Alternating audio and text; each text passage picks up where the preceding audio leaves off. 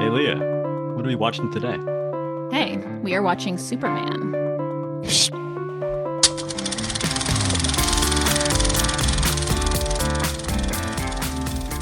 All right, so here's the question, right? This is James Gunn, Superman, right? Mhm. 2025. Now, there's debate. 1978 Superman is simply entitled Superman, but many folks refer to it as Superman colon the movie. Yet on IMDb, it's just Superman. And my understanding, I always thought it was Superman colon the movie, but I think that they just did that in advertising to kind of promote it. So, Nkosi, what's your take?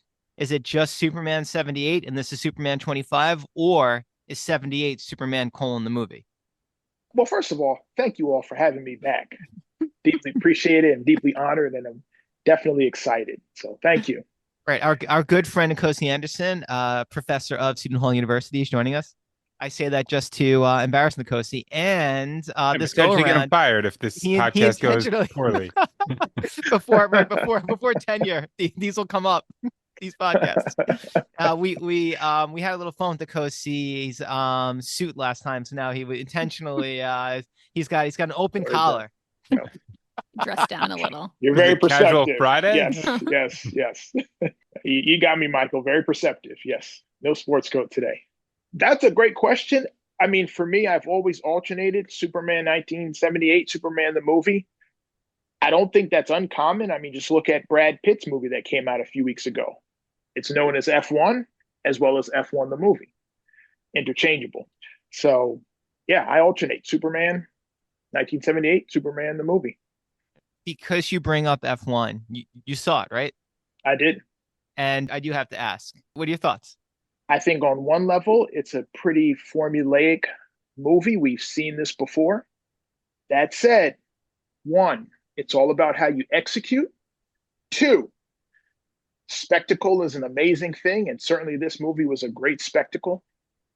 And three, I don't care if it's a book, a song, a Broadway musical, a speech, a movie, or whatever.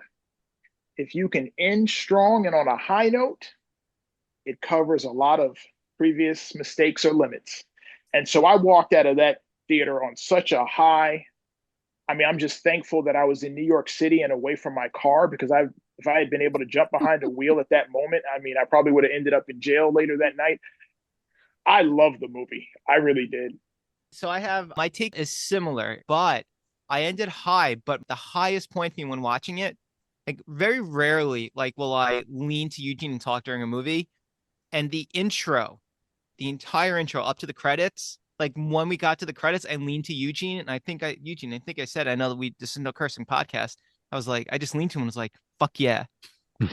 I the intro from the race to the shot of the guy going after Pitt, and then the camera scrolling down to him being so cool with holding the wrench in his hand, to the laundromat, to Bardem showing up, setting the screen on fire. I was like, what? How is Javier Bardem the hottest man alive? Like, why am I like automatically in love and can't keep my eyes off of him? Like his clothes were on fire.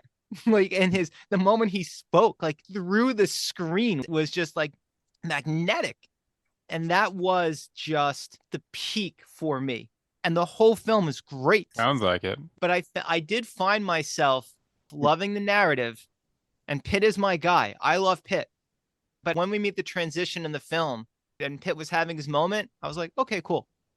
I was more like, okay, cool. I started off on fire and I kind of cooled out by the end. Maybe it's because I hit the knocks too early, and to cross references with Fast and Furious. Right. The Nos too early. Eugene's shaking his head at me. He's upset. Boo. All right, but we're here to talk. We're here to talk Superman.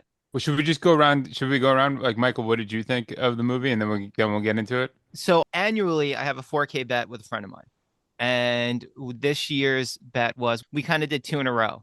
One was basically to get him to do Mission Impossible: Final Reckoning versus The Odyssey, and he was pretty confident about Final Reckoning until he saw it.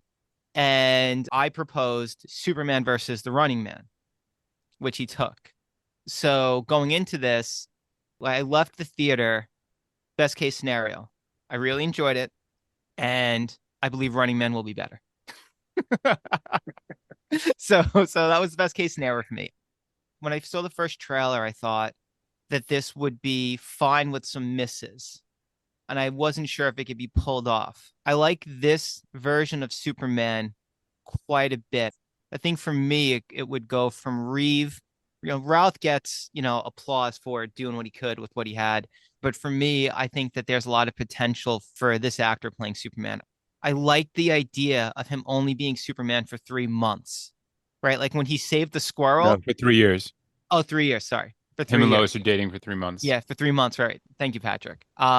When he saves the squirrel, which I really enjoyed that scene, when he did that and the number of things that he did and having the energy, I thought to myself, I wonder what the Superman's going to be like in a decade of just being shit on by consistently saving the squirrel and everybody else.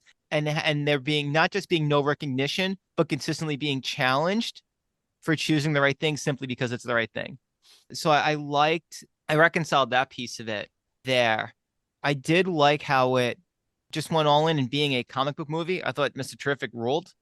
And I found the Russian roulette scene really disturbing and honestly really powerful. Right. So, Leah, we said go see Yes. Superman. And what did you think? Oh boy. I thought, why did he make me see this movie? Whoa. Yes. What? Why It's did true. he make me see this I'm movie? sorry. Yes. How about this? We asked you to see this movie because, to quote The Dark Knight, it's not the movie we deserve, but it's the movie we need Is it though? right now. Is it? I mean, I uh, know we could argue about what they're trying to do or what is, Ooh, wow, but what they're I don't, it didn't trying work. to do. Yeah, it didn't Right. work for me. But we'll get into it. We'll get into the nitty-gritty in a bit. What? Was it? What? See what you're saying? It wasn't a Harvey Air Bardem Hot fest or whatever. Snack fest. Snack Yeah, fest. no, not for me. But I'm What? sure Who you'll did tell you? me otherwise. Who did you see it with? I saw it with my boyfriend. And We what? both What did he? agreed. We both agreed it wasn't Wow. quite up to par. But I also have nothing to compare it to in terms of Superman. Like I don't think I've ever seen a Superman movie. Oh, you haven't seen Um, the '78 original with Christopher Reeve? no. No, I never did. So I just was sort of, I guess, weighing it against like other superhero movies I'd seen, or just for whatever I thought it might be. Like I thought maybe there'd be potential there, sort of politically, which I know there was, and there was some statements trying to be made, but they didn't Trying, land for trying to be me. made. They really didn't. Felt a little superficial. Whoa. Wow. On its sleeve. All right, Nkosi. I kind of agree. Oh, I can't wait. Oh, I can't wait to talk about this. It's a mixed bag for me, and I can explain why. There were some things I really liked in the movie, and there were some major issues I had with it. Patrick, how about you? I thought it was exactly what I was hoping it was going to be, and I think that he completely pulled off what I had real confident doubts he was going to be able to. I'll say this, I do think the fact that Sinners was so masterful allowed me to just fully enjoy this because I feel like Sinners is a movie I needed in 2025, and then this movie kept me having fun in 2025, like gave me a little bit of hope. So then I could say this, if I could just go into like a quick critique. I love the idea that Superman historically represents in a lot of ways this idea of America, truth, justice, and the American way, and he just got the shit kicked out of him throughout the entire movie. And like what a metaphor for like what is happening with the American dream or like the idea, the promise of America. I mean, in 2025, right? Truth is questioned. There is no agreed upon American way, and there is no justice. but did you feel like the movie addressed that? Like the movie itself? Or are you reading into it because that's how you're thinking? No, I think it did. I absolutely think it did. Lee, I agree with you. It was very much, I don't know if you were saying this, but, or maybe I'm just coloring it in a positive light. It was very much a Saturday morning cartoon. It was very much like a comic book. And I think it executed that really well for what it is, right? It wasn't trying to be anything more than it, but I definitely, in the conversations between Lois and Clark, that was like the message to the audience of what the movie was, like him saying like I can't let people Okay. die. Like that was that you're now knowing like the moral imperative that is him. And then like the later conversations, which we'll get into about like his ideologies and versus her ideologies on like her being more edgy and maybe cynical, like that classic like Lois Lane thing. And then, they're talking about the punk rock ethos. We'll talk about that more, but it's like just that scene. I love that. I absolutely love that scene. And it might be cheesy and it might have like called out my inner riot girl. Maybe People were going to die. Sorry. yeah, I know, but there were other things that he kept repeating, like, I can't, he said people are going to die. And then what did he say at a certain point? I can't let people die. Is that what he said? I can't. I don't know if he said that at a certain point, but I mean, I'm with you. I love that scene too, but I like that that's what he said. Like, because that speaks to his ethos, right? People were going to die. Like, I have the power to stop that. Why would I not stop that, right? He cannot reconcile a world in which he has the power to stop pain and choosing not to do it for political reasons being created reasons, right? That there are certain truths that if I have the power to stop pain from happening, why would I not do that? I wouldn't do that because it would mess up created order. There would be consequences, right, to the created order if I were to stop people experiencing unforgettable pain. And I like that he is unwilling to reconcile that. He's unwilling to go along with that kind of rationale. Christopher Reeves is Superman, right? Donner's Superman. Fate did tackle that, but in a way that was quite simple. It was holistically earnest, right? And this was earnest too, but in a world that was muddier. The world that Donner created was a world where there was a agreed upon, whether it was absolute or not, an agreed upon idea of what was the American way. There were agreed upon truths. There was agreed upon system of justice, whether or not it was absolute. And in this world, there is in this 2025, right, in the film that we're entering, this Superman, none of these things exist other than that basic reality that was taught to him from his family. It's as if he has an idea of what it means to be good that is no longer in vogue, and it's irrelevant to him whether or not it's in vogue. Isn't that always the case? I mean, with the Superman, the idea that he's supposed to be sort of clean cut and good and, doing the right thing all the time. And there's always a villain. I mean, is this really like a new story for our time, or is this sort of just like the classic story? I think the one thing what makes this different is people in the prior films, like or specifically in like the Donner films, like Christopher Reeve Superman, and in the comic books and in the cartoon series, you will see like the world for the most part wants Superman. In that clean cut version of Superman, they're rooting for Superman, and then bad things happen, and they go, Superman, you need to save us, and then it becomes like a little bit like Superman's a Boy Scout. But what was done, I think, very well was because it was like subtle and it wasn't as like dark as like the Zack Snyder universe where the world was mean and a little cynical and a little bit like kind of like what Superman's kind of lame. Like that was like the metropolis that he lived in, where everybody even thought the heroes were kind of like, oh, this guy again. And Right. they did such a good job of creating this relatable guy who does have this like innocence to him while he's like, fighting for everybody. Like the oh shucks and the I can oh gosh, I could be a jerk sometimes. Like those like little lines were very like I think very intentional to be like, oh, he is kind of lame, but like in a way that in this world as an audience watching it is absent, and we're kind of like I'm craving. Mm. Yeah. In this film, right, thinking about it now, in this film, those who know vulnerability, those who know the most vulnerability, like who are the most vulnerable, or have experienced the most vulnerability, it seems, are those who do not lose faith in him. That little boy holding up the flag, those children holding up the flag, whispering Superman, right? The vendor who we see pretty consistently, he sees Superman's power and Superman's earnestness as the only thing, the only chance to break through the world of what is reasonable. Superman is unwilling to be reasonable. And when you're unwilling to be reasonable, I'm quoting George Bernard Shaw here, right? Progress is going to happen. And he's willing to give up his life for that, right? It's as if he has that understanding and that knowing. And people who are willing to be reasonable they're afraid of losing something. So when the message comes from, Bradley Cooper and the actress from Westworld, basically being like, hey, rule over these people, people who have something to lose outside of Rick Flag Sr., which we can talk about that in a little bit, Nkosi, they're all like, no, I'm nervous about this guy now. He may take from us. The children on the battlefield who are going to be steamrolled by tanks, they're not thinking that. They've seen what he can do and what he has done, and they're hopeful that it will come again. Listen, that's one of the things that I loved about the movie. It's one of the things that I love about Superman. To try and bring it to our real world. I mean, one of my favorite writers is the journalist Chris Hedges, and I've followed his work for many years. And so I read his stuff. I attended live, talks by him. And one thing that I've noticed is that people are always asking him, what do we do? What do we do?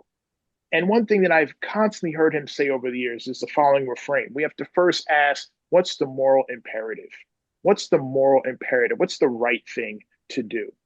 And I think so often, especially when we're talking about politics, but really just life in general, especially as adults, I mean, we complicate things. And sometimes it's easy to lose sight of just what's the right thing to do. We always want to qualify it or always want to consider all these other factors. And so with Superman, I mean, I just hear him saying like, okay, yeah, I guess it is a complicated relationship that these two countries are having, but if I can stop people from dying, that's the right thing to do. I'm going to do it. And so I think we see this kind of dynamic, especially in the conversation, with him and Lois and throughout the film. So, yeah, like I said, there's a lot in this movie that I like, and there are also issues that I have with it. Yeah, what are those issues? Break those issues down. We gotta. All right, let's go with major issues from a Superman aficionado. Okay, so my biggest issue with this film is one that up front I will admit was probably unavoidable, to be honest with you, because the reality is this: we live in 2025, and there is a certain consciousness about comic book superheroes that we have today that we didn't have in decades past.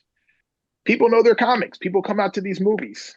So in many ways, in our current moment, you don't necessarily need to have an origin story. People know that Spider-Man was bit by a radioactive spider. People know that Superman came from another planet. People know about Batman. And we've seen this in recent films with those characters. Kind of just saying, okay, we're not going to retell their origin again. We've already seen it in previous movies. We're just going to jump into a further adventure of so-and-so. And so I acknowledge that a lot of people aren't looking for origin stories these days. But I do think that there's a fine line between making certain safe assumptions about people's knowledge of a character or a world and just lazy storytelling or cheating. And so this movie, for me, feels like a sequel or a third or fourth film in a series, which is ironic because this is the first movie in the new DCU. And so I think part of me wanted to crave an intro. I wanted to know about these characters' backgrounds. I want to see, how did Lois find out, Clark's true identity? How did they fall in love? Mr. Terrific's awesome. Who is he? Where did he come from? Guy Gardner. Okay. Yeah. Cool. He can shoot, cool green little laser things. But if I don't know about lanterns, then, there's not much for me to have here. So I felt that the movie plopped us in a story in which I really craved what came before.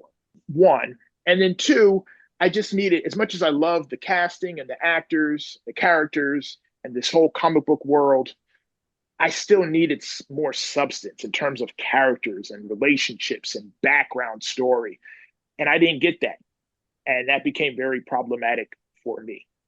I was thinking earlier today that I really enjoyed not seeing Superman get the shit kicked out of him and just seeing him show up, like land defeated. The scene in the trailer where he lands defeated, I'm like, I don't want to be 30 minutes into this movie and know that's coming. So I'm just glad that it started with Superman lost his first fight. He lost his first fight. And then later in the film, we realize why. Because even when that happened, I'm like, man, Superman lost a fight? Like, that sucks. But then later in the film, it's reasonable why he lost that fight, right? They explain it. It's explained well. And then when he comes back, you get to see like the healing process and him going right back. I was surprised how much I enjoyed the opening. And it is a risk to do that, right? I did enjoy it happening like this. And this is all to say, right, where, and I'm coming from the position of, I really enjoyed it. And by no means I think it was perfect, but there was nothing I had a massive problem with, right? Like Man of Steel, I have so many problems with it. There are things I find to be silly that I can dismiss. Breaking of Zod's neck, I mean, I lost my mind because it was just shoehorned in there and it appeared shoehorned in there. And look, if you want to make the argument, well, Superman has killed people in the past, right? And Superman 2, one of my favorite top 5 villain deaths of all time is when he breaks every bone in Zod's hand and Terrence makes that face. Ooh, ooh, ooh. Amazing. Like nothing is better. And then he just puffs him. And it's not like he kills him. The fortress engulfs him. There's this idea of justice there. There is a brutality in Man of Steel, particularly with the breaking of Zod's neck. And that drives me insane. What also drives me insane of Man of Steel is, when they do a Wonder Bread commercial for white bread and he walks into that chapel and that translucent, pastor or priest is like sweeping the floor and there's all these translucent Jesuses around him and he's given air. He's given nothing. And that's supposed to be a motivation. That scene drives me up the wall. And maybe Nkosi's thinking, oh man, I love that scene. But there are these and then there's amazing scenes in Man of Steel, right? Where for me, like the first 20 minutes rules. I loved Krypton. If only Snyder had just made a Krypton movie. Talk about a movie opening in the middle, just a Krypton movie made by Zack Snyder. Yes. Gold, right? It ends with him going off, right? Crow was fantastic in that film. And then there are things that were silly that I find to be nonsensical, but don't mind it because it's so absurd and silly with the tornado coming to get Cosner and he puts his hand out. It makes no sense. And it's absurd and beyond stupid, but that's silly and I can kind of live with it. And it doesn't drive me insane. There is nothing in this film that drives me insane. And then in the film before then, right, most people didn't like it because it was kind of long and overwrought. And some of the imagery of making him Ralph look like a Greek god and the Christ-like imagery was a little bit too much. There's some scenes that were amazing. And it's hard to watch now because... Talking about Superman Returns? Yeah, Superman Returns. And then Kevin Spacey, it's kind of hard to watch now because Kevin Spacey, he's more of a villain than Lex Luthor ever could be. So allegedly, excuse me. I mean, and and so like with this one, there was nothing that drove me as insane. You know what drove me insane was the dog. We're gonna What? get into the dog, but first, Leah hates dogs. Leah's always hated dogs. Remember that time when we were kids? That's and you precisely that dog? the opposite, which is why we'll get into it. That time that I talked about hating dogs. No, but I want you kicked the dog. We'll get into the dog, but I wanted to just respond to Nkosi for a second because I agree. I think he just sort of made me realize something. So I was okay with there being no backstory. And I liked how it started because I guess I felt like it was original. Like I was like, ooh, we're coming in hot. Like I feel like they're telling me something is going on and I'm in. And then over the course of it sort of starting, I felt like there was no chemistry with him and Lois. And when they got to the family, like the adopted family, I was like, this is just awful. Like these people are such stereotypes. And even though obviously they're giving great lessons and this is like the heart of the movie, I was just like, who are these people? This is like I don't know, it's like a characterization of like who they were supposed to be. They're Martha and Jonathan Kent, historic figures of the Superman. I know. No, listen, I just realized I watched Smallville for like 3 to 4 seasons, and this was a much more realistic depiction of like good Southern parents than whoever these people were. So that took me completely out. Wait, you're saying small? It's not Southern. That's this is whatever Kansas, Midwestern, whatever Kansas. Wow. Sorry, I've just lost half of Leah's coming in hot too. Leah's coming. Really exposing her East Coast elitism. I guess I am. I used to live in Kansas. You're like, I'd much rather those pretty Hollywood elites. It's the accent. I just think of it all as being Southern. I want the Dukes of Hazzard. You want the Dukes of Hazzard dad and Annette O'Toole. Can I throw this just really quick because I think that's awesome that you said that because I was like I did love them and I was like, wait, what's going on here? This is hot. This is an interesting turn. But then I was just listening to an interview with James Gunn, who's from St. Louis, the St. Louis area, and one of his writers that he's worked with, I'm trying to remember exactly where how he knows the individual, who the person was. He was like, "Hey, help me like really find like who's also from the Midwest." He's like, "I want to model the Kents, like the language, like the house, like to be like what a modest farm owner, like what that aesthetic is. Like it was very much intentionally designed to look like what a farm in Kansas would look like, It looks instead of fine. I feel like if anyone from Kansas saw this movie, they'd be like, they're making fun of me. Like that's how I felt even. Like I just felt like it was like dumbed down and I didn't like it. I don't I know. love them. It didn't work for me. They seemed nice enough, but it was like it was so over the top for me. I don't know. Didn't Wow, feel no real. love for Prue Taylor Vince. Sorry. It was so He was beautiful. That fine. scene, and Like he was a fine actor. It's just the way it was done. I don't know. that scene got me choked up a little bit when I was watching that. And he said, "I'm proud of you," like that. Yes, Oh that God, was killed nice. me. That was nice. And it's true. And what he said, that was like probably my favorite part of the movie. Like that Right. messaging of like You it's are. what was it? The idea of like it's who you are and not like where you come from and It's who you are, what your actions that. yeah.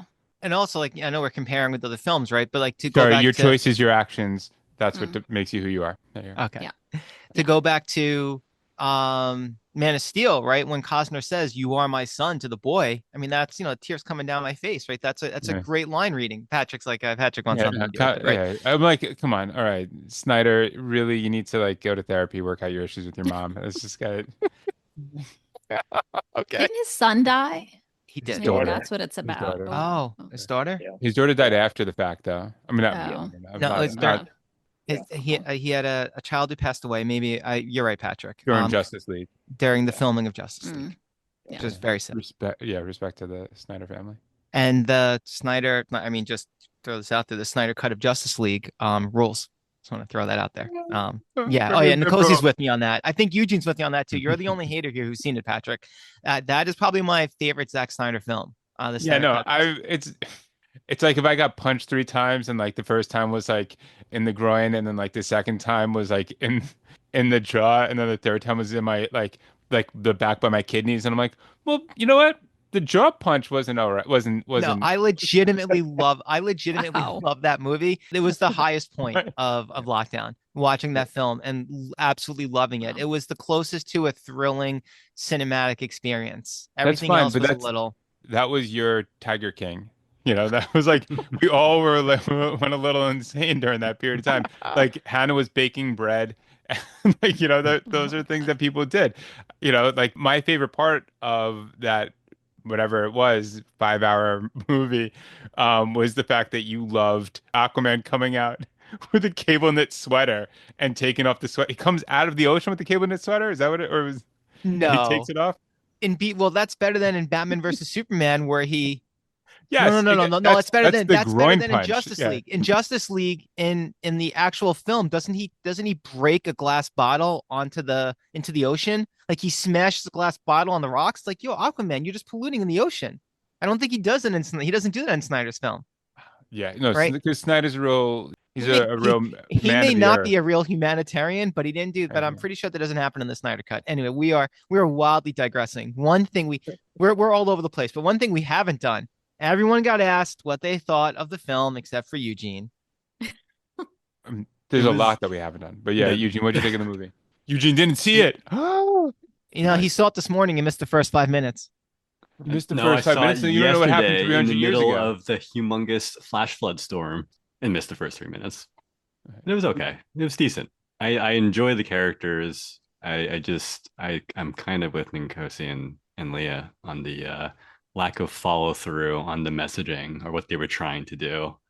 I mean, I get that, Superman's character and I think that's what we would expect of him, but then he didn't really get challenged later on those things because they kind of went towards more of the Lex Luthor stuff and then more of Superman's identity, with his origin story of the parent tape, right? And like how that got changed for him. So we didn't really get kind of the follow through on his conversation with Lois Lane, and I wanted more of that. Well, I think this is going to be the thesis statement. Like this is the thesis statement for the next 10 years. Well, let's hope so. But at the same time, the movie should be judged on its own merits and it should feel whole, right? So like if it's a thesis statement for the next 10 years, that's fine. But like if there's an argument for it, there's a conversation that was started that didn't finish and the film feels incomplete because of it. I don't know if we have a reasonable argument to say, "Well, wait till the next one." I mean, I would have to go back and watch it again to make an argument to say if whether or not they came through and for any point on it, just because I was so captivated by the adventure of the film.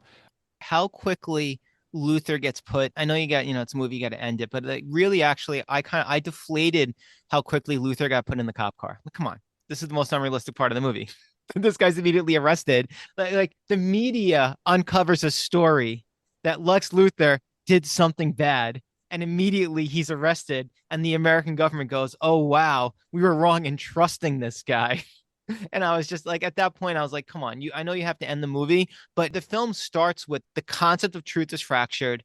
There is no justice, and there is no agreed upon idea of what the American way is, right? That is our current reality. And it ends with, no, all those things really exist. And that was, for me, the film kind of halted there, and I was able to just let it go because I wasn't expecting, I didn't want the world from this film. There are some films where I do want the world. And there are some films where I get the world. Last Jedi, I got the world. I know, Nkosi. Right? The Dark Knight, I got the world. Dunkirk, I got the world. I'll just keep listing Nolan films. Mission Impossible Fallout, I got the world. These kinds of big Sinners, that it doesn't even count because that is just so truly special and unique and will forever just be in the pantheons of brilliant filmmaking. Coogler is becoming, Leah's going to roll her eyes, on par with Spielberg in so many ways. Because Coogler does actually tug That's at emotions. an insult to Coogler. It is by no means an insult. One, Coogler would not refer to it as an insult to him. And you want to talk about someone who utilizes emotion intentionally to have us empathize. That's exactly what Coogler does. And that is what Spielberg does. Yeah, I was just at some point are we gonna do Jaws? Because we are no season 3. Spoiler, everybody, is going to be we're gonna do all Spielberg for Leah, the Spielbergs that Leah hasn't seen, and we're gonna start with Jaws. There was just a scene. We're starting with Jaws, of course. Oh no, we'll start with Sugarland. We'll start with Sugarland Express. Wait till the summer's over at least, so that I can finish. We'll start with Sugarland Express time, and then be traumatized for the next year.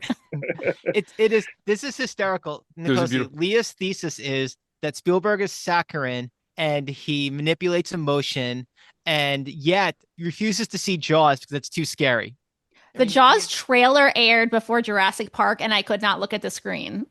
The kids were laughing at me because I like literally could not look. Oh, Jurassic Park was, which I also saw and was terrible. I don't want to talk about it. It was so awful. Hated that film. Everybody hated it with a passion. All right. So I said this. Film that there's a film that I just despised it, and I like Gareth Edwards a lot. Like after seeing Creator, the movie had so much going for it, and I was super excited to watch Rebirth, and I hated it. It's all that little punk from Wicked. That's it. He just ruined the whole franchise. Punk. He did ruin it, and I know everyone's obsessed with him, but he was terrible. I could not look at him seriously. Also, Wicked was the worst movie I've ever seen, but that's just my own. Oh my goodness! I had to get it out.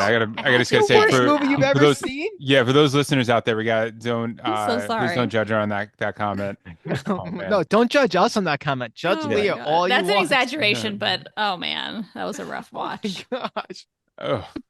Sorry, I'm a cynic.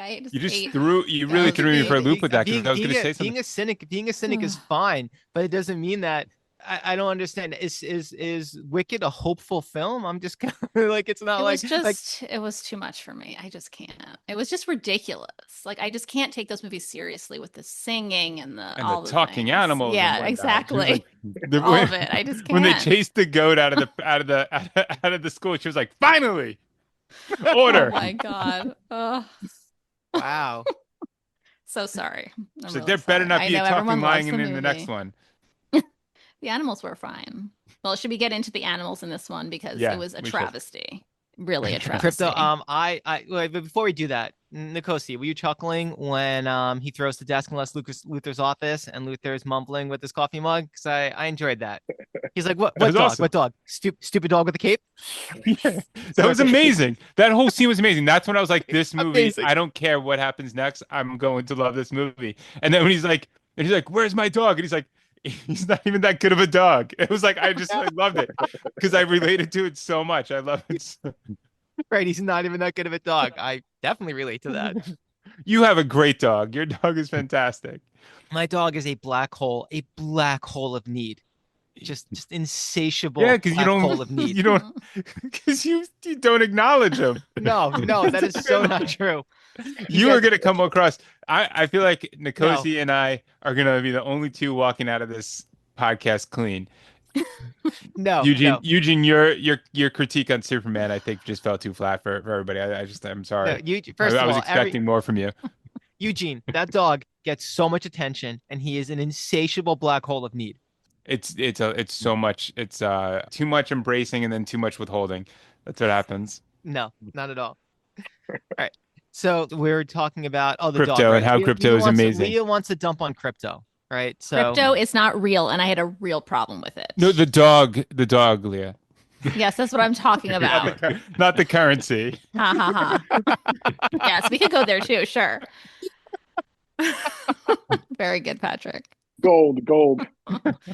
That should open up the podcast. Patrick That's a little teaser. Patrick got so pissed off. We have a friend who only listened to the first like 10 minutes of the first episode, and he was like, "So Patrick, you're like the Ed McMahon." He got so offended.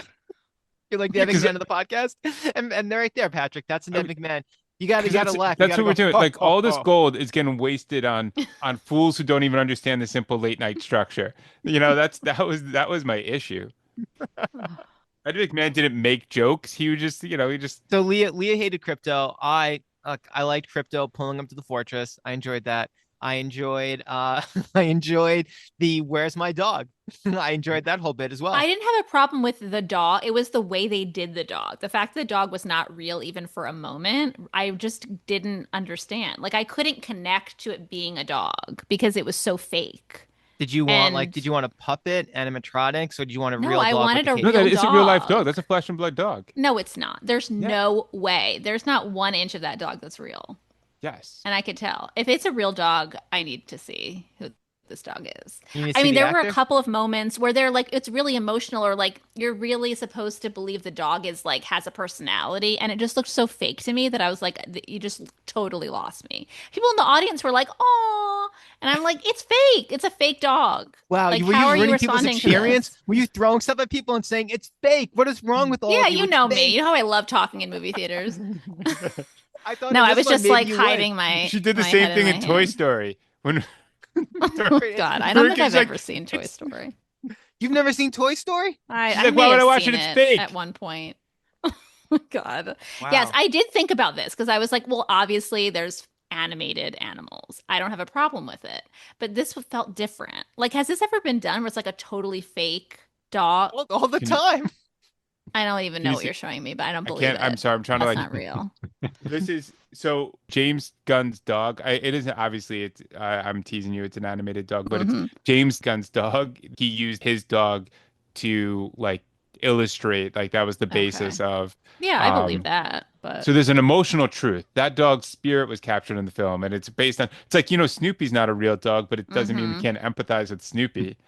I We don't know. some When the of us dog was choose sitting not in to. Lois's lap and she was like, I don't know, they could have used a real dog for that and then just CGI'd the rest of it. Or like when the dog was like on Superman's like stomach when he's lying in his bed. I don't know. There was just something about it. I just felt like I was being told to fall for like a robot or something, which I probably felt more for the robot friends than I did for the dog. I And that says a lot. had But- empathy for the All right, I robot just had a friends. problem with the way they did the dog. So when Superman was trying to leave, because this is where like I completely fell in for the dog. I went in there being like, oh, this dog. I know I'm gonna like this dog. I know I'm gonna want to buy the toy for the kids and whatever. And I really went in with an attitude of not falling for the dog.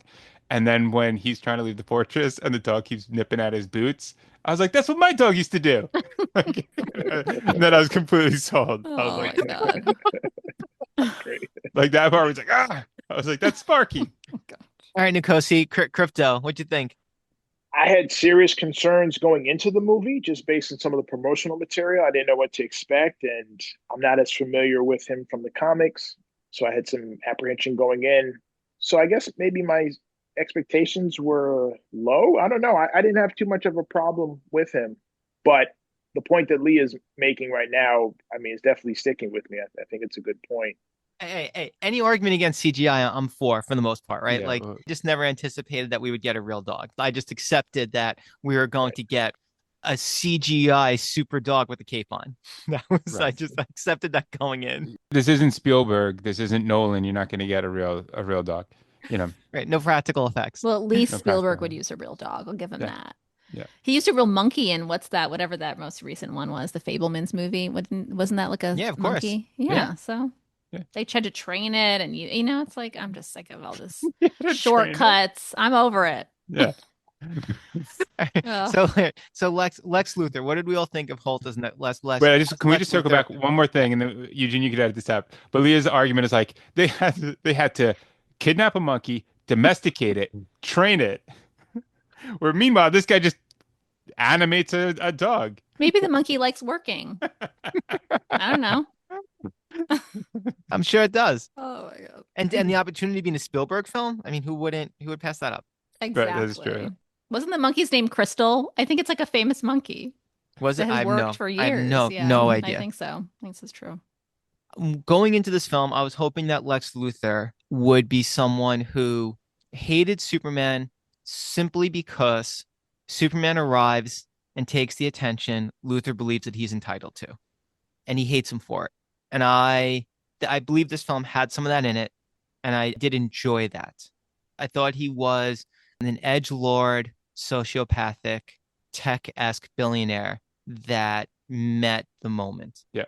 Yes. I liked how feeble he seemed. A lot of times, like the recent Lex Luthors, they try to make him bigger than or as big as Superman, or try to, and you didn't really get that from the performance of Lex Luthor. Yes, and he's pretty unflinching and sadistic until the end. And I didn't like the things where I just accepted them, but was not in love with. And people in the audience, I believe, loved it. I didn't love Crypto taking him out. And I also didn't love the big speech at the end, Superman's big speech. I was fine with it, but it didn't. We're actually talking about F1. It didn't kind of the same thing for me of F1. Like I would expect those moments, right? The expectation is those moments are the grand slam. And in either of those films, the finale didn't feel like a grand slam to me. For F1, it didn't matter as much to me because it was just the movie was just so fantastically executed on a just remarkable level. So it didn't matter if there wasn't a little extra flair in the end, right? I don't need the extra fireworks for everything they've done up to that point. But in this film, right, his big moment to Luthor to say, I am, and the I am that he is offering is an I am for countless people who do not have the opportunity to say I am. And that's what it's supposed to be. And it felt a little preachy and a little pedestrian for me anyway. And I just accepted it because I was like, well, this movie is, again, like I said, like a very good movie. So it's a very good movie and it doesn't hit me incredibly hard. So that's fine. That's where I fell off. I liked how it opened. I loved the reveal. I'm curious what you think, Nkosi, the Ultraman reveal. So like to get into like comic book lore a little bit, the Ultraman reveal allows for that Ultraman to either go out into space and come back messed up and become a legit Bizarro, which could be believable, or to go out into space and become part of like, like the Unjustice League, where I'm saying it wrong, The right? Authority. Is it the Authority or is it like some other I don't know.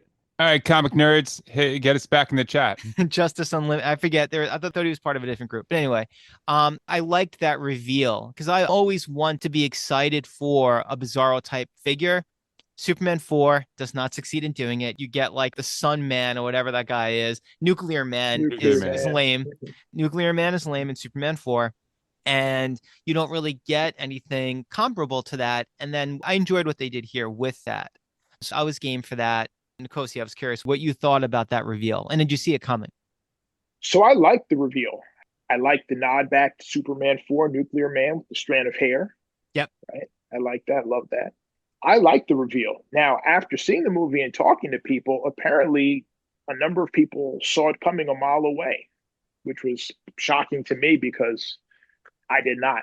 But I did like it for the reasons you stated, the possibilities for future movies. Yeah, absolutely. Like I had a hint. I was like, well, the DNA kept saying I have a solution. I was going along for the ride. So I just, yeah. But, is everyone familiar with the Christopher Reeve story when he went to Chile? Okay, so this film nods to that. Gunn has to be aware of this. And I did not see that documentary about Reeve. And I know Gunn saw that. And I wonder if it's in that documentary because it was a little known piece of information. I had to do so much research like 10, 12 years ago now to find an LA Times story that reported on this. Okay, so in Chile, Allende was democratically elected, and I believe in 77, Augusto Pinochet overthrew him with support from the CIA. Well, not with support, let me rephrase. The CIA backed Pinochet, and Pinochet's dictatorship ruled Chile for over a decade. And he was going after the artists. And in 87, I believe it was Amnesty International, was looking for actors to go to Chile to advocate for artists so they would not be executed. Everyone was too busy. They reached out to Reeve and he said, yeah. And in the LA Times interview, he was like, what am I going to say? I have to go to the mall, right? I have laundry to do. He literally said that. He's like, no, the State Department said, dude, we can't protect you. And he went anyway. And he marched with the artists in the streets and he was tear gassed. And when the tear gas cleared, he spoke to the crowd. And as he was speaking, they started chanting, Superman, Superman, Superman. And all throughout Central America, South America, there were these political cartoons of Superman beating Pinochet. And there are many who believe that was a consequential spark, one of the sparks that led to Pinochet's overthrow and his defeat. And also during that time, not one artist was executed when he went down there. And folks reporting on it say there's real power when you believe Superman is on your side. And I can't imagine Gunn is not aware of that story with how he set up the two fictional countries at war, particularly with those little kids who put the flag up and were whispering, Superman, Superman. He had to be aware of it and he had to nod to it, just like the Strand of Hair and a number of other nods. But, that was Reeve, really embodying the character. And when we watch the films, at least for me, like I feel that when watching at least his first two films. I'm a sucker for, I don't know how you feel about this, Nkosi. One, I'm a sucker for in Superman 3, which is a terrible movie. I'm a sucker for the scene when he fights himself in the yard. In the garbage dump. I really am. I get a little weepy when he reveals himself in the clean new suit. And then the woman who becomes like a weird computer metallo freaked me out in the movie theater when I was a kid. And I'm still a little bit of a sucker for that too. All that to say, Gunn is utilizing these things and he's executing them well. And that is very hard to do. It is very hard to make a good enough, let alone a very good Superman film. And Donner is on his verge to a brilliant film until they stopped letting him finishing editing the first one.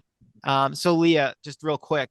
So Richard Donner, just a fantastic director and an excellent director and an even better human being.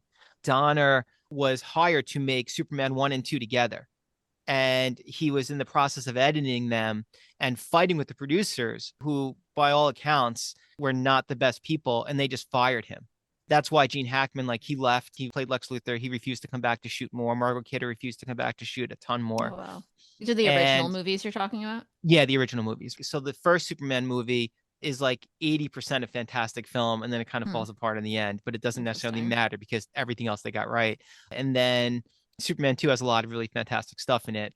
All that to say that it's very difficult to make a decent or even a very good or a passable Superman film, and Gunn does that. What I don't think Gunn does is that it's not transcendent. And what I mean by that is, to go back to someone like Coogler, there are these moments where there is a wealth of emotion that can sweep one up. And the movie is intentionally trying to do that. And that emotion is a fusion of empathy, and dare I say it, and I don't mean this in a narrow context, but empathy mixed with something spiritual as well. And I want to be very clear that I do not mean that in a narrow context. Spiritual can mean a variety of things. And what I simply mean is a notion that there can be an agreed upon feeling of something that is good. And that idea of what is good is that something that does not take from other people to make ourselves bigger or stronger. And I think this film has whispers of that or shades of that, but I don't think it successfully takes us to the place other films have in the past. Well, and the only thing I'd say to this, if I can, I almost think it would be impossible to make a transcendent Superman movie right now. I'm going to qualify. I'm going to put like transcendent with air quotes because it's so hard, especially after the last 20 years of Superman on screen. Anytime somebody tries to make something transcendent or quote unquote powerful in that way, it comes across like pretentious or problematic. And what Gunn did very intentionally, and like tying Clark Kent, like that conversation about what punk is, like tying it back down to like, let's make this simple and accessible. And there's something really transcendent about that for when you're walking home. Like, let's make Superman like the quote unquote Boy Scout seem cool.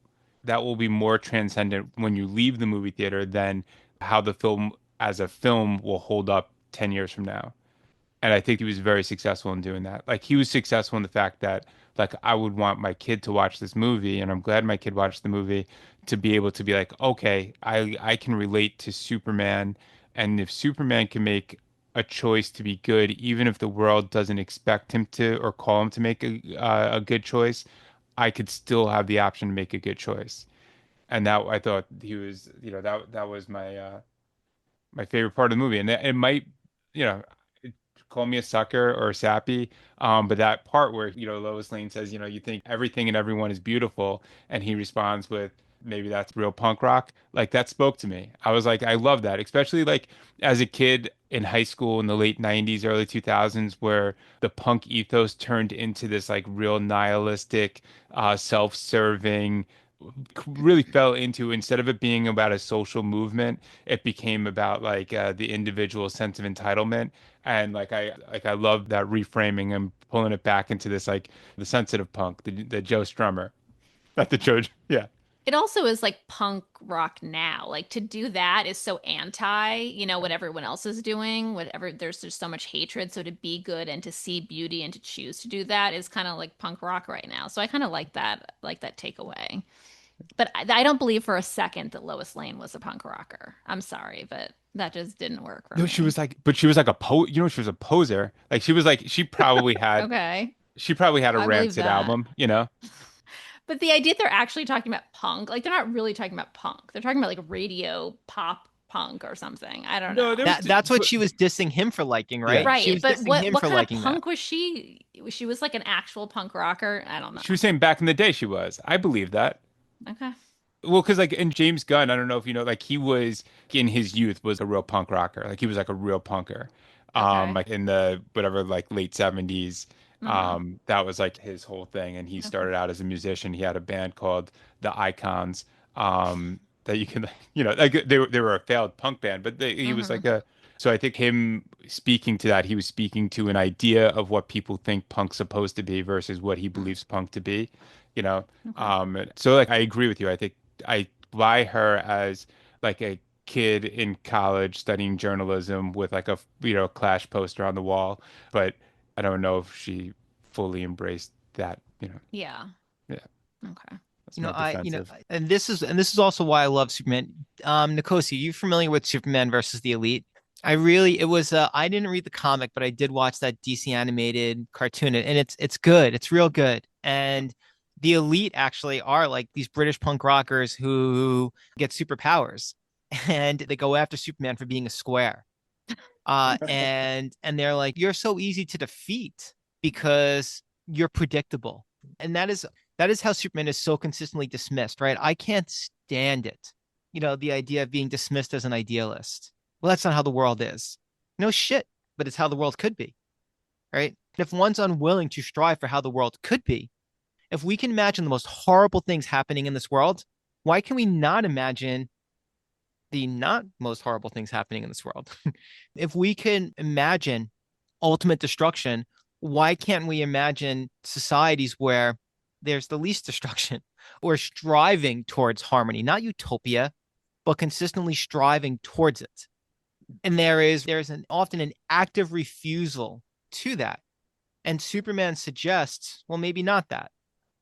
And I do value, like when Patrick said that, like maybe that's the real punk rock, quoting that, that was a nice line. And I think the most successful thing this film needed to do was to have us walk away and say, I think Patrick said this earlier, I'd like to see this Superman again. And I would like to see this Superman again. He did not do anything in this film that irritated me. Nkosi, I don't know, did this Superman do anything that irritated you? No, I loved the cast. I loved their performances. Lois, especially. What's my man's name? Oh gosh, Jimmy Olsen. Jimmy Olsen. Yeah, Exactly. Like he did kind of these roll. were highlights. They were great, but I wanted more. I wanted more. And the question I have about this movie is the things that I enjoy about it, the things we've been talking about. I mean, it kind of resonates with what I think I heard Leah saying earlier. It's like, did this movie really give us this stuff, or is this what we're projecting on or trying to pull out of it? And I don't know. And I've had a few conversations about the movie, and yeah, for a lot of people, it's really working, and they're really walking away inspired, and they feel like there's a strong message. And for me, I didn't see the message as clearly and effectively displayed in the actual film itself. Sure, there were things that I pulled out of it, and certainly things that I wanted to pull out of it and brought into it, as someone who is hopeful, as someone who believes in the ideal Superman, as someone who's been a lifelong Superman fan, and on and on and on. But I just wonder how effective this movie actually was. And I'm disappointed in what I thought would be a stronger first movie for the DCU. So in that sense, I'm a little disappointed. I'm also a little disappointed in that where I place it in Gunn's filmography is not as high as I thought I would or I wanted it to be. So yeah, I don't want to rag on the film. I enjoyed it, but it just didn't work for me. I give it a solid B minus. That's where I am on the film. Where would you place it in his filmography? I think it's hard to go between. I probably do Guardians and then Suicide Squad and then Superman. I think that's how I would. Guardians 1, Suicide Squad, Superman. Guardians 2, though, has really grown on me over time, so maybe I'd throw that up there. But anyway, so I'm curious how you would place it in the filmography. That's a great question. I mean, so maybe this is where I get dirty. I haven't seen all of his films. I haven't seen a lot of his early Trauma stuff. So, I can't say that I've seen all of his films.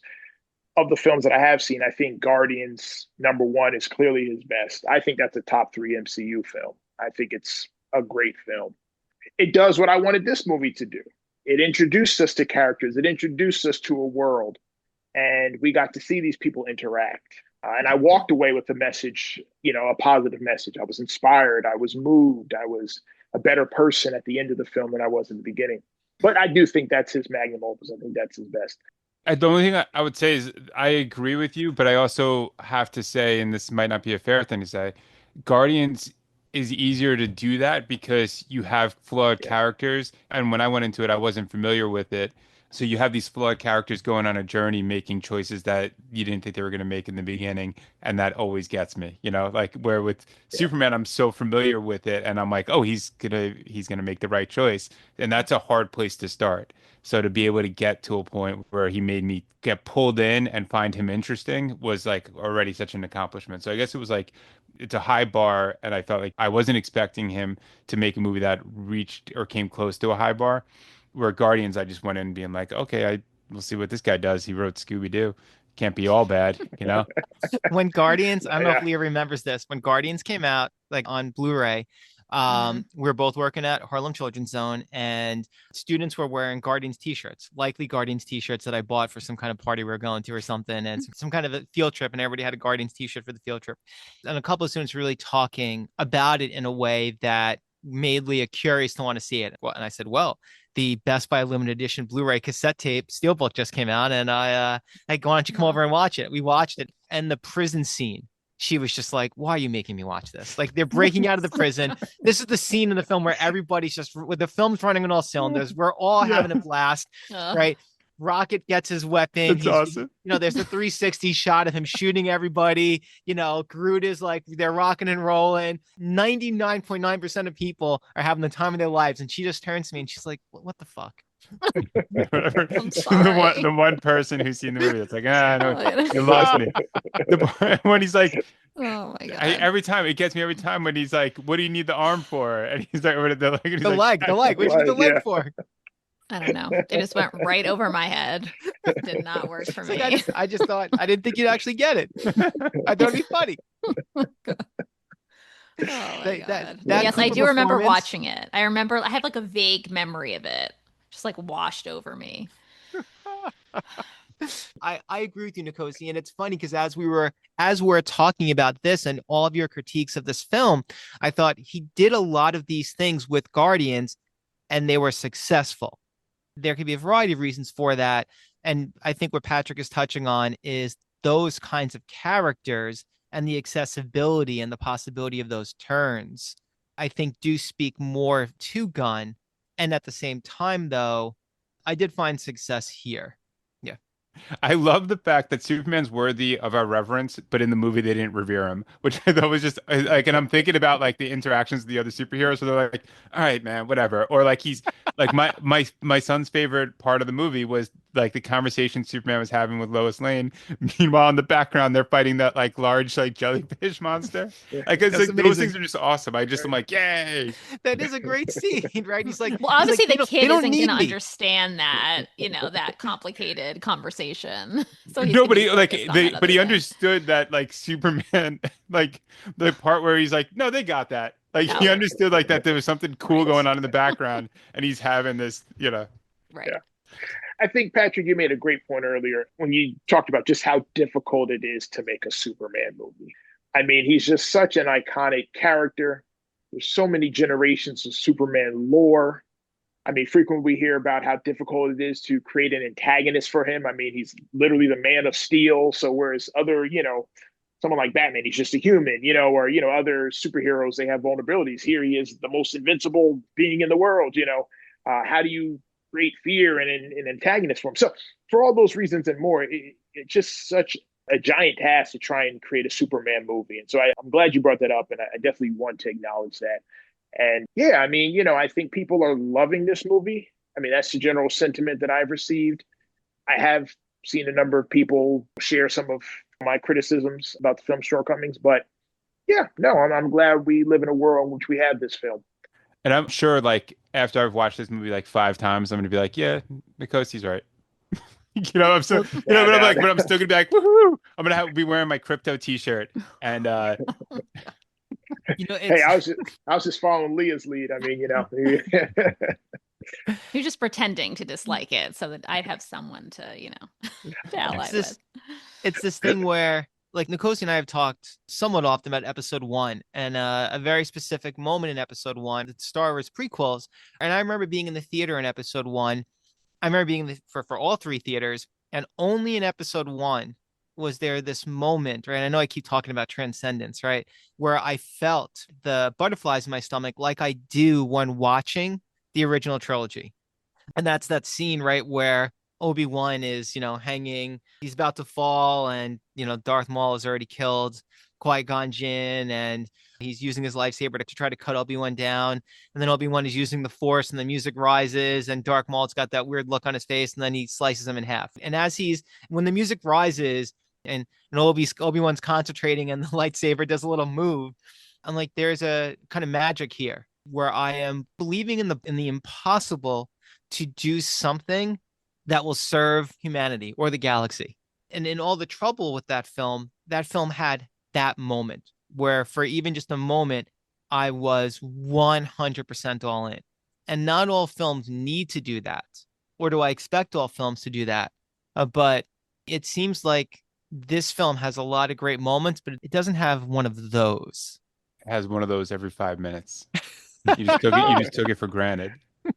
Really, tell me what some of those moments are, Patrick. Just Okay, so honestly, I apologize to the comic book nerds that are listening, like, and I say that with affection and respect, but is it Metamorphosis? When he's sitting there looking at his baby held captive and seeing what Superman just did and making the choice to metamorphosis out of kryptonite and have faith in Superman.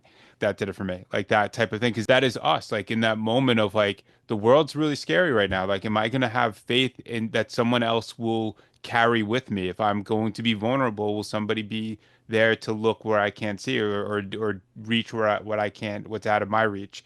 And like that was definitely a moment that did that. You know, there were moments that like pulled me into the movie that had fun, like the little like Superman, hey buddy, my eyes are up here, or look up here, and flies up. Yeah, Like those, a great moment. those are Yeah. just cool. Those are just cool moments. But yeah, that was the moment where I felt like really pulled in. Like I was like, oh yeah, this is it. No doubt pulled in. But I also like I this is I something's hear that and happening understand here. that. Right. Well, Just that like whole sequence I found to be, again, like incredibly disturbing and also incredibly successful. and just like for me, it's just not on par because Last Jedi is one of my favorite. Honestly, Last Jedi might be like up there with like top 20 favorite movies of mine.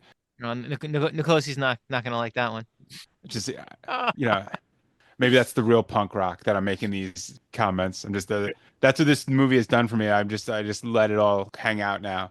But Luke Skywalker at the final standoff and like that moment where he's just standing there against the, you know, what is it, the First Order, and then you realize like he's not there. Like, but that scene, it's like I felt pulled in that tension. Force projected himself across the galaxy. Pretty tough thing to do. But I don't want to make smoke come out of Nikosi's ears tonight. We'll do that Yeah, I another know. I time. mean, that's fine. It's fine. For the listeners at home, I'm just not the biggest fan of that movie, but I'm also not a racist like so many of the haters are of that film. So I do want to distinguish myself from those people. Hey, Uh, you're critiquing this film. You're critiquing Last Jedi. We know what you're putting in the blogs. You know, nobody following Nkosi Anderson on Reddit. You'll see all the There are right. two kinds of Last Jedi haters, right? Legit Star Wars fans who love Luke Skywalker. I'm a Luke Skywalker fan. I love yeah, Luke Skywalker too, right? that's me. But and then They know who they are. You don't need to yeah, give they know them they are, right? Yeah. Goose stepping their way to Nazi trolls. That's what we call them. We call them Nazi trolls. yeah, Yeah. goose stepping their way to what's that film? What was that film? You were saying it before. It's Batman versus Superman: Dawn of Justice. No, no. Right. Zack Snyder's final cut. What was Justice, that Jim Caviezel film from 2 summers ago? Come on. the He's one that still was sponsored acting. by Wayfair, Angel Studios, right? Wasn't it Angel Studios? a Wayfair movie. It's I'm the movie really that everybody went to go see because they thought it was about human trafficking, but it's really about yes, propaganda. yes. Come Yeah. on, what's the oh Aren't all his Why would we movies promote that that movie? way? People can Google it if they want to. Sound of Freedom? The Right. Sound of Freedom. The Sound of Freedom. Yeah, The Sound of Freedom. That was it. Okay, so what else? What else we got? So I got something. Wait, All I right. got some, which is, I feel like this is really the reason that I was disappointed by the movie. So the whole immigrant aspect of this. So I read an article that James Gunn wanted the film to be about immigrants. So I went in, I was like, let's do this. This is the movie for our time. If we're going to do a superhero movie, let's really get into it. And yeah, of course, there was that one scene where, you know, basically ICE comes and takes him away. But I felt like there was a real missed opportunity in using him as an alien to come in. And if there was a backlash by the people that, like, you know, they were anti-immigrant, that then they could have turned that around, that he's like Superman and he's of the people and he's going to help. Like, I feel like there could have been a real pro immigrant commentary on our society without it being too much. And I feel like they just kind of toyed with it and then just like let it fall flat. And so it was like, well, is this just like a foil for the rest of the action? I don't know. I felt like they could have gone further with it. And I thought like they threw in some like anti dictatorship stuff that obviously was supposed to resonate, but I felt like it was all a little bit superficial. And so none of it really felt meaningful, like to the moment that we're living in the way that I wanted it to. There was a lot of subtext, right? Where it was Lex, right here he comes in. I talked about this earlier, right? Here comes Mhm. Superman taking what Lex believed he was entitled to. Right? If this person didn't come in, I would have more, and I would be entitled to more. And I have so much already. I have everything. But was it specifically about him coming in like from another place, or was it just like, oh, he has all this power, people like him, and I want it? Oh, I think it's Like right. it If he didn't never feel like it came, right? landed If like he that. never came with his power, it's the fact that he Hmm. has come, that he has arrived, right? And Lex even says, since he's arrived or since he's come, everything is about him, right? And I am entitled to that. It is no longer about me. And also, he already has so much, if not most of everything. Hmm. So this is my take on it, and I might be wrong, but I think James Gunn wrote this in like 2023, which I think is important because I think some of the things that people were responding to are just inherent with Superman and not Yes. necessarily a commentary on the times.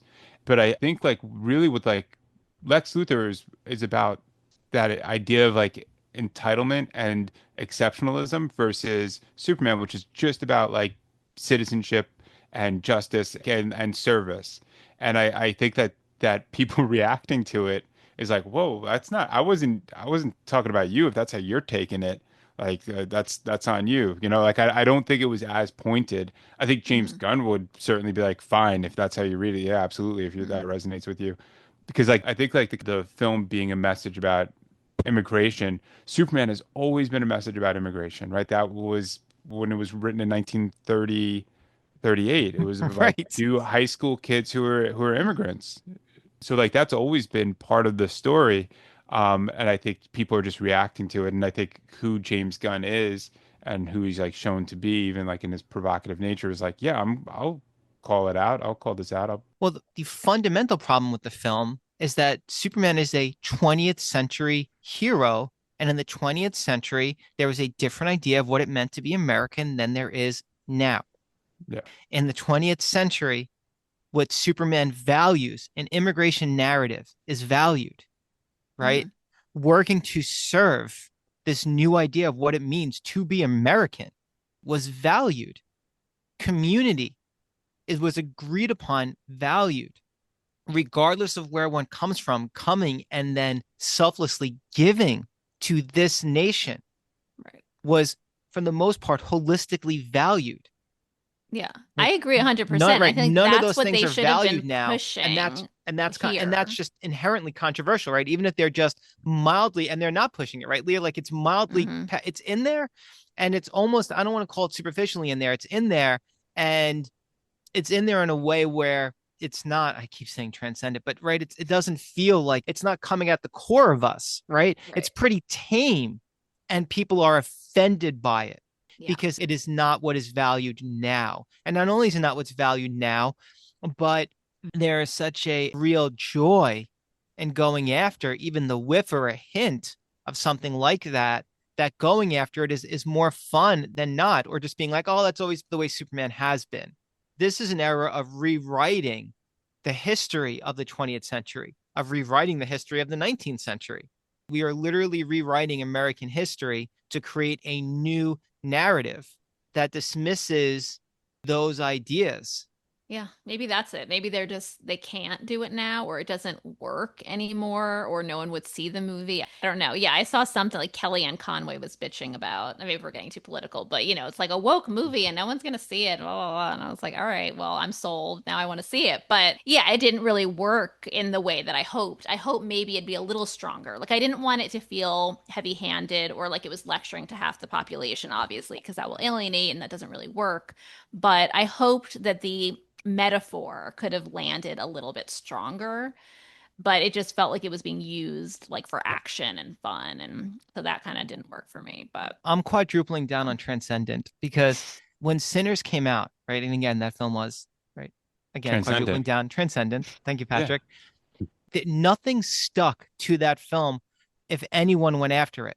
There was no point to going after it because it was just so good. It was perfect, right? And when something is perfect, nothing sticks to it. It's futile to go after it. This film was on the nose, and being on the nose, there's the opportunity to go after it.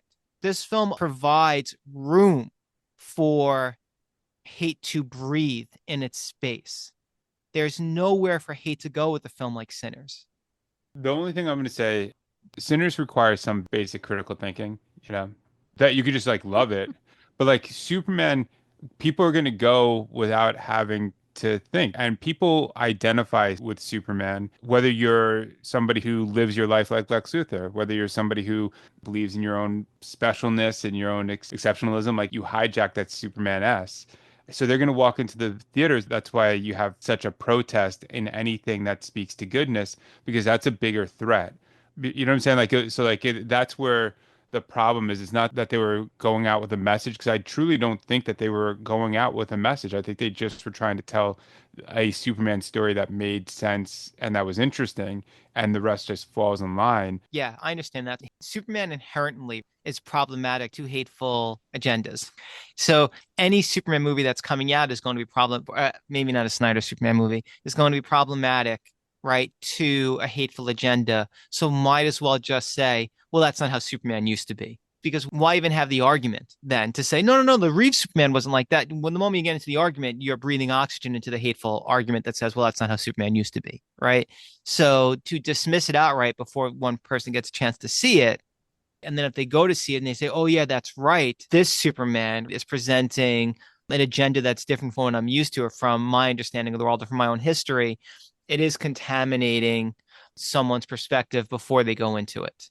If I could say this, I don't think it's a coincidence that, in some workspaces, people bring politics into the workplace. So maybe, some places that I work, some people have a cubicle, and in that cubicle, there might be Superman flags up, and there might also be, aggressive Trump things as well. And I think for that person, that I enjoyed watching the movie, knowing that this person's going to have to deal with those realities of like what Superman is and how that clashes with authoritarianism. I think that's a great point. I mean, I was thinking as you're talking, okay, people like me aside, isn't that what we saw with the kind of right wing reactionary pushback against Star Wars and what they were trying to do with these sequel movies, saying, hey, we can have women in the lead. Hey, we can have people of color in the lead. Hey, we can actually have two women kissing during the celebration at the end. And people like freaking out, as if Star Wars, whatever its limits were with the old trilogy, still, when it came out, was a very anti-imperialistic kind of, left-wing commentary on our society at the time. And so, Star Wars is what it was. But yet we had people in this moment looking at it and be like, hey, wait a minute, this isn't how I understand Star Wars to be, but you call yourself a fan. Oh no, now you got to confront, reality when you've been living in a world of fiction. Same thing to your point here with this, Patrick. It's like, yeah, it may have had an idea of what they thought Superman was, but it's always been a story about, immigrants. It's always been about kindness and decency and all these, wonderful things that seem to be out of vogue in our society today. So yeah, I think it's great that these folks have to actually think about this stuff and say, And I think that's why, Kellyanne Conway is saying something about it, because that could potentially be a threat to how people celebrate their 4th of July weekend movie or whatever it is. Yeah. Well, anything that makes her upset makes me happy. So I'm all in on that. Yeah. And I have no beef with Superman. I mean, I thought he was nice. I mean, he's doing the right thing. So it's a positive message. I'll give it that. Eugene, And I just thought he edit was that. pretty good, actually. Eugene, can you do me two salads? Can you edit that to have Leah say, I have no beef with cryptocurrency? And then also, can you say, and then another version that says, I have no beef with her. Like when she's like, anything that makes. Well, no, you see, you didn't get Leah to say currency. You got to go back. You got to go back and watch. You have to go back and watch Sneakers and understand how this goes. You have to get the person to say all the words, and then Eugene can go back. Right? You have to have a list of words that you want, and Leah never said Sneakers. You got to Stephen Tobolowsky them, and you didn't do that. Are we talking about the River Phoenix movie, Sneakers? Yeah, He in that? the Phil Alden Robinson, Robert Redford movie. I never seen it, but I'm Oh, you're right. really? The River That Phoenix movie rules. Wasn't he in? Yeah. Yeah, River Phoenix is in it. Yeah, the movie rules. It was He's Phil great, man. Alden Robinson's follow-up And to Dan Aykroyd. Field of It's a Dreams. Dan Aykroyd. Really, it's a Dan Oh. Aykroyd film. Interesting. It's Oh, a okay. Sidney Poitier, Robert Redford two-hander. It's a David a- Strathairn film, actually. Really? No, it's They're all a in it. Ben They're all in Kingsley the net movie. roles. They're all part of the Oh. team. Oh, wow. They're all part of the team. It's a Ben Kingsley movie. Wow. It's a Some James say it's Earl his Jones greatest film.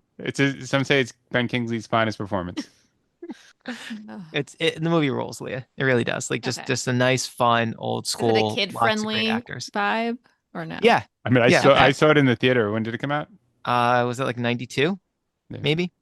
And I was like, So- I thought there was going to be a lot of like Air Jordans, and then I realized like, oh, they're sneaking around. There you go. Oh. So, Superman. So I guess Leah's not going to pick this up on Blu-ray. I don't think so. If she had a Blu-ray, she would put it back on the shelf. She would wrap. What's the saying, Eugene? Wrap it up. Wrap it back up. She's wrapping it back up. She'd wrap it back up. But I saw it, and I'll never forget it until I do. Well, we'll see. We'll see. You just We'll said see. you had a vague recollection of I know. watching Guardians Next of the year, I'll be Galaxy. like, I have no memory of this at all. No, you'll. I think crypto has been burned into your mind. I think so too. Because how much have you invested now? Thousands of dollars in crypto.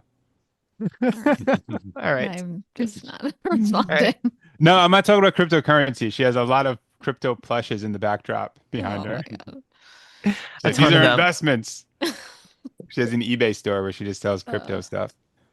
Well, I'm curious to see what comes next, and I'm happy this film exists, and I'm looking forward to Running Man being a 4-star movie and winning my 4K bet. Yeah, Running Man's gonna be great, but I think it's not gonna beat Superman. But this is the bet is not on like box office or cultural impact. It's just No, it's like, on what movie do you guys think is better? Yeah, agreed upon. Yeah, that's it. We trust each other's opinion, even though Ryan pulls some punches. I'm sorry, even though Ryan is a little deceitful in his takes. Yeah. Okay. Allegedly. Allegedly. No, you can say that. No, have him sue you, Michael. No, Ryan plays dirty. He fights dirty. Oh, he does. He most definitely does. And everybody knows it. It's well established. It is. I actually think the next film that we should do is Running Man as sending Leah gift cards. When does that come out? That comes out in October. I don't even Edgar know Wright's, what this is. I have not even heard of I'm this. surprised you haven't seen the trailer. Running Man is. No. It's Edgar Wright's new film. It's the remake. It's a remake of an Arnold Schwarzenegger film based on a Stephen my King short God. story. What are you trying to do to me? What are we trying to do? What are you trying to do to you? A it's Edgar remake of an Wright. Arnold Schwarzenegger movie? Yeah, from a Stephen King short story. Oh my God. And you all love Total Recall. Science fiction. Basically, watch the watch the trailer. Okay. I'm sorry, Leah. Pull up the trailer for Running Man right now. You keep getting me and Eugene confused. Yeah, This is well, very Leah. Well, I interesting. was gonna tell Eugene to do something, but he couldn't. Leah, pull up the trailer for Running Man. And I gotta get watch upstairs it now though, on 'cause camera. We're getting Right close now? to first pitch. Oh my God. Yeah. Watch it right now. Patrick Leverelli. It's the All-Star game, Alright. and he wants to go watch the first pitch. Yeah, Watch the trailer for Running Man and tell us what you think. Okay, can I jump out of this for this? Yep, Because jump out of this. I know that it's gonna be anticlimactic. She's gonna be like, all right, fine. Because I promise you. Like, I love Eugene's reaction was very validating. All right. Wait, I'm gonna have to mute you or something. 'Cause Yes. All right. I'm leaving. I'll see you Okay. guys all soon. Let me know. Thank you. Patrick, always a pleasure, brother. Wait, I don't know how to watch Likewise, it Nkosi. on my phone, but also. All right, never I'm mind. The connected technical to the- difficulties here are I'll devastating. just. I will. Running Man report will be our back. next live. Will be our next film live one, and we'll see how that goes. Okay. Nkosi, thank you. Thank you all. Lovely for joining conversation. us. Amazing. See you Thanks back here for for Running having Man. God. Absolutely. Thanks, friend. Enjoy All right. the All-Star game for all who's watching. That's right. Take care, everyone. Good Thanks so night. much. Amazing. Bye. Unwrapped Finally is hosted by Michael Lavalio, Leah Shell, and Patrick Lavalio. Produced by me, Eugene Mock. Got a question or a hot take for the Unwrapped Pod team? Email unwrappedfinallypodcast@gmail.com. Your message could be featured on a future episode. And if you haven't already, give us a follow wherever you get your podcasts. Thanks for listening. See you next time.